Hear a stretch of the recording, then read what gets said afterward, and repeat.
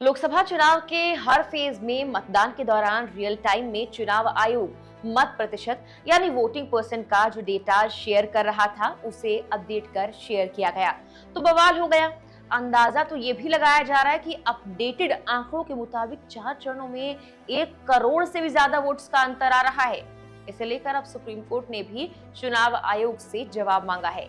ये जवाब उस याचिका के संबंध में मांगा गया जिसमें वोटिंग के बाद मत प्रतिशत बढ़ने पर सवाल खड़े किए गए थे। आखिर ये याचिका किसने और क्यों दायर की, इस पर कोर्ट में क्या क्या हुआ और आखिरी में आपको ये बताएंगे कि चुनाव आयोग के मुताबिक किस चरण में कितना मतदान हुआ और अपडेटेड आंकड़ों से पहले कौन से आंकड़े जारी किए गए थे। नमस्कार, मेरा नाम है मेघना सचदेवा, आप मुझे देख रहे हैं लोकमत हिंदी पर। दरअसल एक एनजीओ ने वोटिंग के बाद वोटिंग परसेंट बढ़ने पर सवाल उठाया है। एसोसिएशन फॉर डेमोक्रेटिक रिफॉर्म, जो कि गैर सरकारी संस्थान है, उसने सुप्रीम कोर्ट में आवेदन भी किया। कोर्ट ने इस गैर सरकारी संगठन की याचिका को गंभीरता से लेते हुए चुनाव आयोग से जवाब भी मांगा है।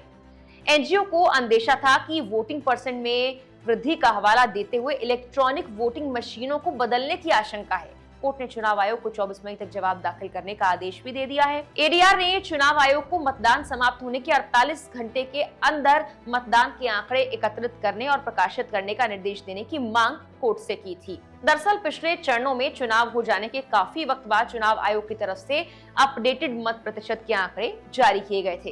पहले और दूसरे फेज के आंकड़े लगभग एक साथ जारी किए गए थे, जिसकी वजह से कांग्रेस, सीपीआई-एम, टीएमसी ने चुनाव आयोग के ऊपर सवाल भी खड़ा किया था। अब तक के चुनावों में वोट परसेंट चर्चा का बड़ा विषय रहा है। विपक्ष ने चुनाव आयोग पर देरी से वोटिंग के आंकड़े जारी करने का आरोप लगाया, जिसका आयोग ने खंडन किया। वहीं सत्ता पक्ष ने कहा कि विपक्ष ने पहले ही हार मान ली है। इस पर दायर याचिका पर कोर्ट ने कहा, वेबसाइट पर मतदान के आंकड़े डालने में आखिर कठिनाई क्या है। चुनाव आयोग के वकील ने कहा कि इसमें वक्त लगता है क्योंकि हमें बहुत सारा डेटा इकट्ठा करना होता है। लेकिन आपको बता दें कि रियल टाइम में चुनाव आयोग कुछ डेटा जरूर देता है जो कि वोटिंग के कुछ देर बाद सामने आ जाता है। लेकिन इस बार वोटिंग के कुछ देर बाद जो आंकड़े सामने आए उसके कुछ दिनों बाद एक अपडेटेड आंकड़ा हर चरण का चुनाव आयोग ने जारी किया, जिसको लेकर ये विवाद पैदा हुआ।